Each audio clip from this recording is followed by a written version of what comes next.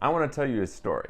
It's an old story about the greatest hero of Greek mythology, Hercules. When Hercules was a young man, he found himself standing at a crossroads. He was confronted with two paths, two futures. As he stood there uncertain which way to go, two women appeared. The first woman was stunning, perfectly dressed, confident, magnetic. She rushed ahead so she could speak first. Her name was Kakia, which in Greek means ease, pleasure, or vice. But she told Hercules that her friends just call her happiness. Kakia promised him a life of ease and pleasure. Her path, she said, was the easiest and most pleasant. No hard work, no real struggle, luxury beyond what most men could dream of. Fame without effort, other people would do the hard things, and he would enjoy the rewards. Then the second woman spoke. She didn't rush, she wasn't dressed extravagantly. Her name was Arete, which meant virtue or excellence. She told Hercules the truth. Her path would be long and difficult. He'd face many discomforts. He would suffer. He would be tested. He would endure discipline, pain, and danger. But she promised him something the other woman could not, that he would earn real happiness, what the Greeks called eudaimonia. He would earn this real sense of fulfillment not by avoiding hardship, but by entering it on purpose, by becoming strong, courageous, disciplined, and just. Arete said that on her path, Hercules would be able to look in the mirror and know he had lived honorably, that he would become the kind of man other people could rely on, that by becoming what he was meant to be, he would live a full and meaningful life. Nothing truly good or admirable, she said, is ever given to men without effort.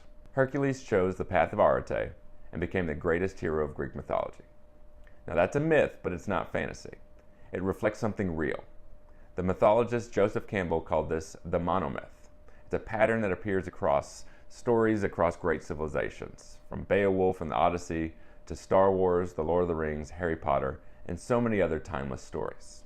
The pattern is always the same: a call, a choice, trials, failure, growth, transformation, and return.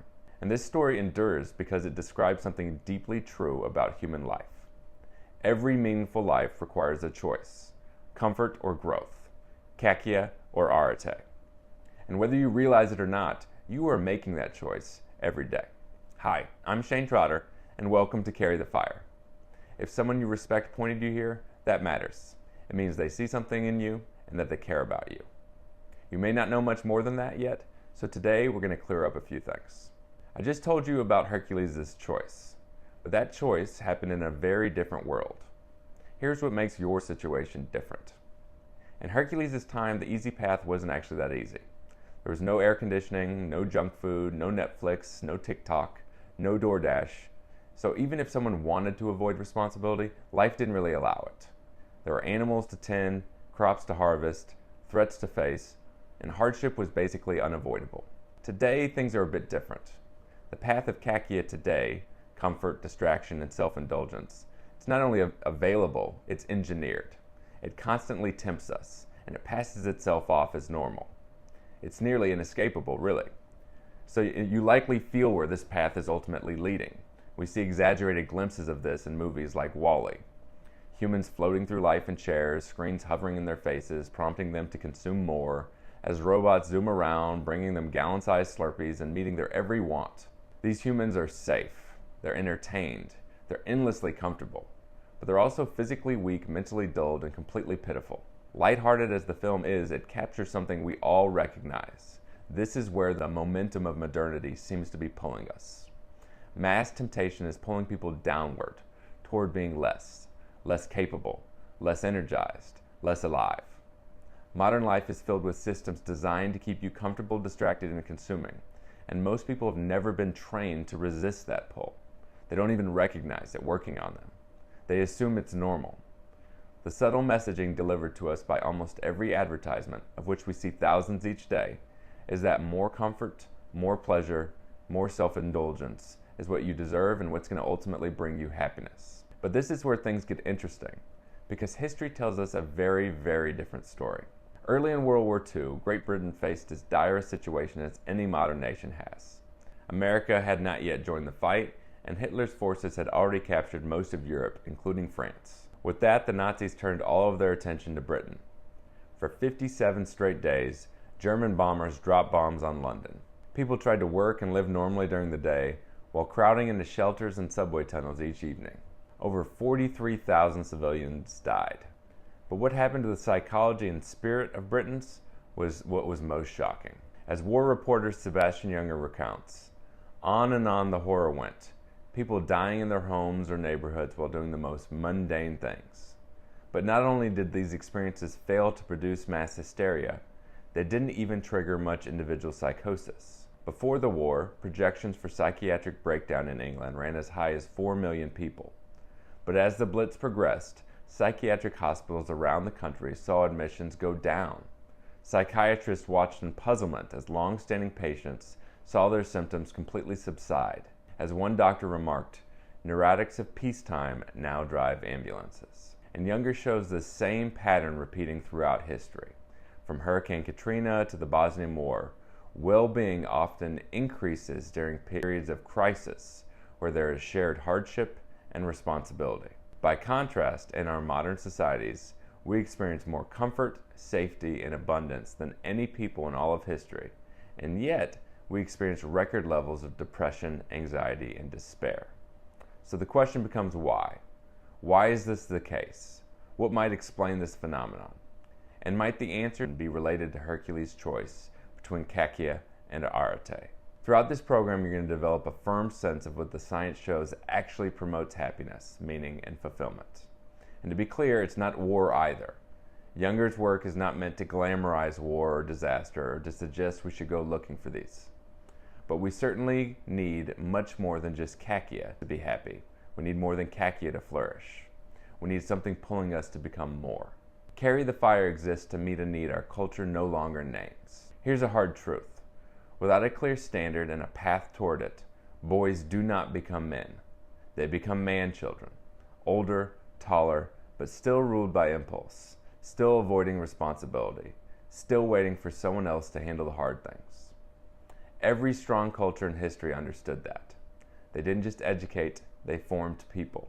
They defined what it meant to be a man, and they created standards, expectations, mentors, challenges. They created a path. That path is largely missing today, but the need has not disappeared. A few years ago, I went out to try to meet that need in my own community. As a high school strength and conditioning coordinator, I was in a unique position to challenge and mentor young men. I selected a small group of junior and senior athletes, 15 young men who showed real potential for character and leadership, and I invited them into a path that I had developed. We met weekly. Each gathering began with a cold plunge.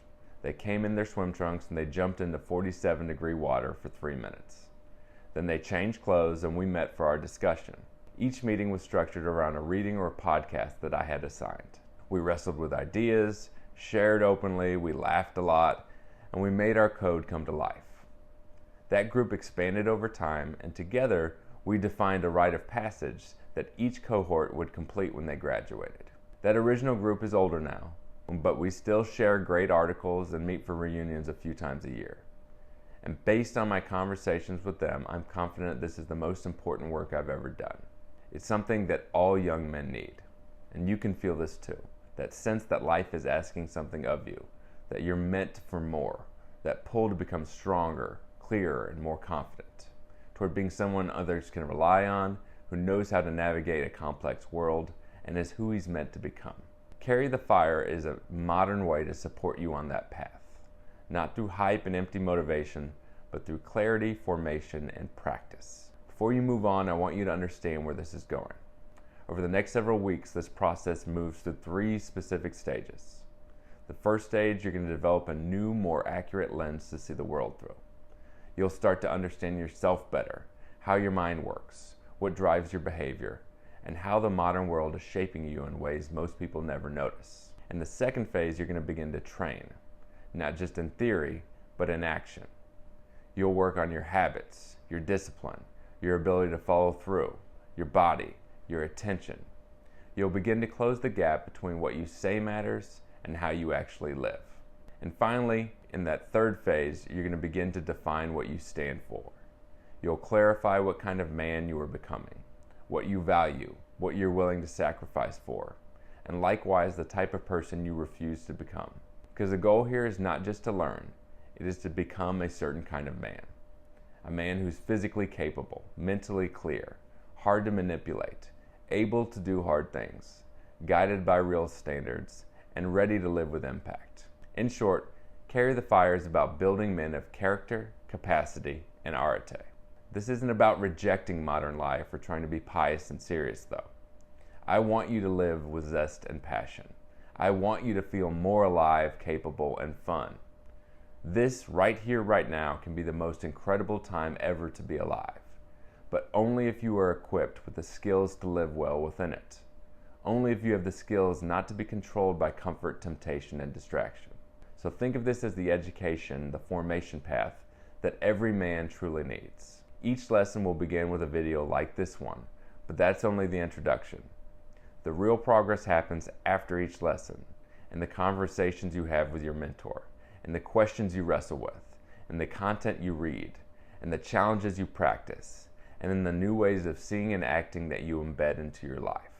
Each week will feature a reading assignment and a challenge.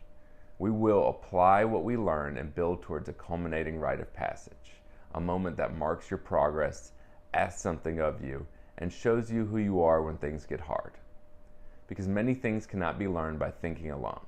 They can only be learned by action. So again, the most important work comes right after this video. When this video ends, go directly to the Lesson 1 discussion questions. That's where the work begins. As you dive in, here's what I'll ask of you. Commit to showing up, commit to learning the foundations, and commit to sitting with questions that feel uncomfortable. When a question makes you shrug and say, I don't know, don't stop there. That impulse to disengage and move on quickly, to stay shallow, that's comfort pulling you away from growth. Dig past it. It's not just that you're doing this program, it's how you do it that matters most, and that's with everything in life. Don't rush, don't skim, don't treat this like content to consume. If you slow down and dig deeper, you'll get far more out of it. But also take it one day at a time. Your life's not going to be shaped by dramatic breakthroughs. It's going to be shaped by small actions repeated consistently over time. You're about to learn a framework for flourishing in the modern world. You're about to step onto a path human beings have walked for thousands of years. The path toward becoming whole. The path toward becoming what you're made to be. For now, here's the question which frames this program. Kakya promises happiness through comfort. Arete promises it through becoming.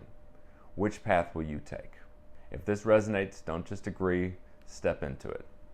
Welcome to Carry the Fire.